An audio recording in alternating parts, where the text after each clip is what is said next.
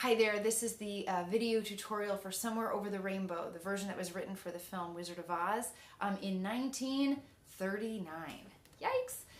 Beautiful song, and of course we know it's been around for a long time. There are a lot of chords in this song, so what we're going to do is start by zooming you in. We're in the key of G, and we're going to just go over the chords that you need first. Alright, Somewhere Over the Rainbow is in the key of G, so I have my usual suspects here, the G chord, the C chord, and the D7 chord. We also have A minor, B minor. Remember, B minor is the one that you bar with your pointer finger across the 2nd fret, add the ring finger to the 4th fret of G, otherwise also known as 2 frets up from your pointer for that B minor. If you want though, you can also just play B minor 7, which is either a bar or all fingers across the 2nd fret there. There's an E minor, which you can play. It's sort of like a stair step here. I go from my pointers on the 2nd fret of A, then I reach my middle in to the 2nd fret of E there, and then I reach my ring finger into the 4th fret of the C string. So you've got that E minor. This particular song would also do well with the E minor 7. If you wanted a slightly easier version of the E minor where you put your middle finger on the 2nd fret of C and your ring finger on the 2nd fret of A, it has a really nice sound that would fit in this one well as well. So if you didn't want to do the E minor stair step, you could do an E minor 7. Then there's also a C minor, which is one of my favorite chords. If I go for my regular C chord, I've got my ring finger on the 3rd fret of A, as we know, but now I'm going to add my middle finger to this 3rd fret of E, and then my pointer finger to the 3rd fret of C. So I get that really nice minor sound, really nice. And then A7, yay, sneaking in from the key of D there, right? Our one-fingered chord, that pointer finger goes on the 1st fret of the C string. And those are the chords that you need, so make sure you're familiar with those before you keep going. All right, now that you got your chords, we're going to talk a little bit about strumming, and I'm going to encourage you to do some picking on this one too. One thing you can do, I'm just going to grab my G chord here. If you want to strum, a lot of the chords in this song are just 2 beats long. It's kind of a quick-moving pattern here, and so you can just do a standard strum pattern, just a down, down, away. Those slash marks there in that chord chart are just single strums. Way up high. That sounds really good. If you want to add a little pizzazz to it, or just to want to challenge yourself a little bit because you know these chords really well, what I would recommend doing is strum once and then pick up right away on that C string and pick out the C, the E, and the A string. And it'll change with each chord.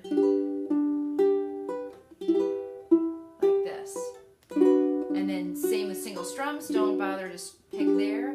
Way up high. It's a little bit more of an extra challenge, but if you want to try that, I highly encourage you to do that. So again, you're strumming down, and then I usually recommend you use your thumb, your pointer, and your middle to pick the C, E, and A. You're plucking down with the thumb and then up with the pointer and up with the middle. But you can also just as easily do it all with your thumb if you feel like you need to do that. So a quick zoom in here, what I'm doing is I'm strumming all the way through with my thumb, and then I'm quickly going back and hitting the C string with my thumb, plucking up on the E string with my pointer, and up on the A string with my middle. So all together it sounds like this. 1 and 2 and 1 and 2 and.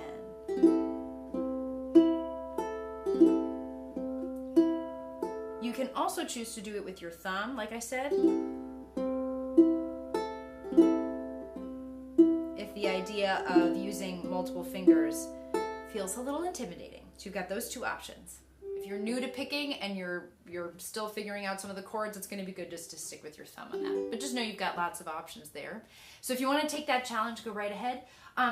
This is what we call a classic AABA song. That means that the first section, we call it the A section, right, has a particular chord pattern that then repeats itself right away. And if you look at the first section here, remember, if you don't have a chord chart at home with you from class, you can download one on my website as long as the videos are available. And those first 2 lines, Somewhere Over the Rainbow, Way Up High, There's a land that I heard of once in a lullaby. That's our first A section, those first two lines. Because if you look at the second two lines, somewhere over the rainbow, skies are blue, and the dreams that you dare to dream really do come true. Same chord patterns, right? Just different lyrics, although the lyric pattern is pretty similar as well. Then that next part, I've tabbed it in a little bit to differentiate it. That's what we call the B section. Totally different, right? Haven't seen that before. But at the end, it leaves us set up to come right back to the A section.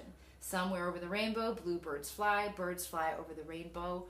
Why then, oh, why can't I? Right? So the same chord pattern before. So really, you're just learning those two sections.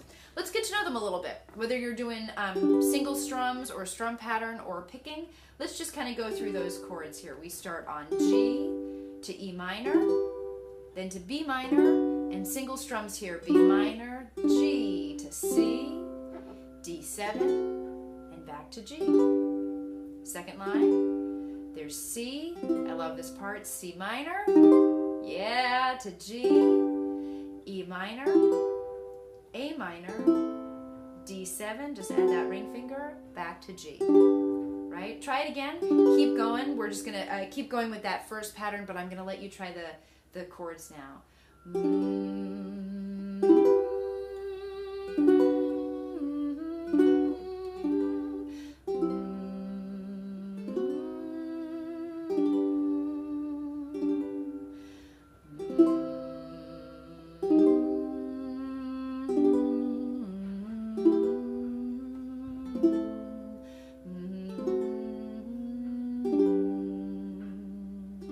B section, G da da da da dum, C da da da da dum, E minor, then D7, back to G, and troubles melt like lemon drops, A7 above the chimney tops, B minor, then A minor, D7, slow it a little bit for dramatic effect.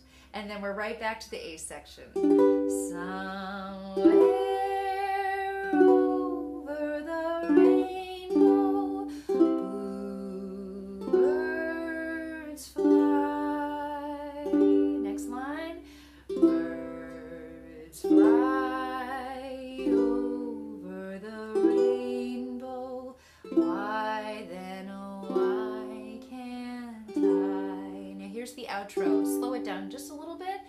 Happy little bluebirds fly beyond the rainbow. And then I'm just going to pause there. That NC means no chord.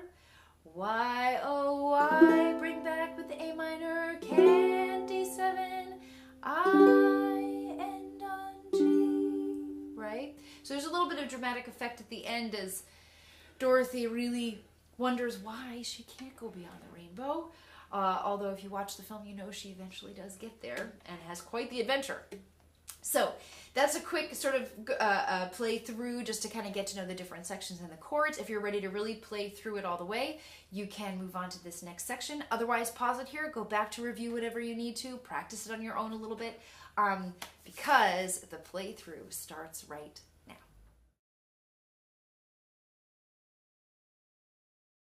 All right, here we go. Whether you're just doing straight strums or whether you're doing a strum pattern, just a simple down, up, down throughout the whole thing, or if you're trying our hybrid strum and pick, this is the time when we're just going to play through it one time through, and whatever you decide to do with your right hand, it'll all fit together nicely. So don't feel like you have to challenge yourselves too much. I always encourage you to find that sweet spot. Not too hard, but not too boring either, right?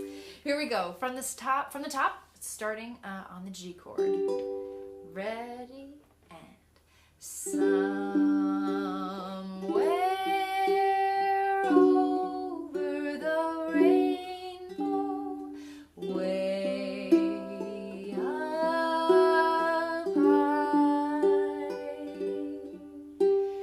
there's a land that I heard of once in a lullaby.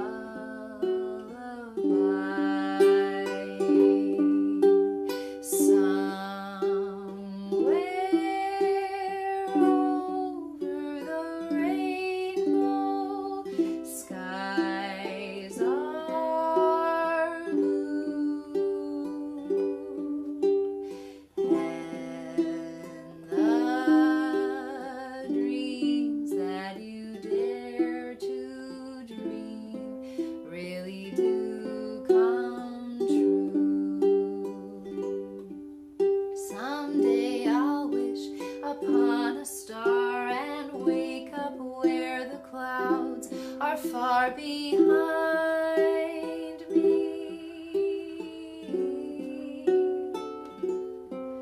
Where troubles melt like lemon drops away above the chimney tops, that's where you'll find me.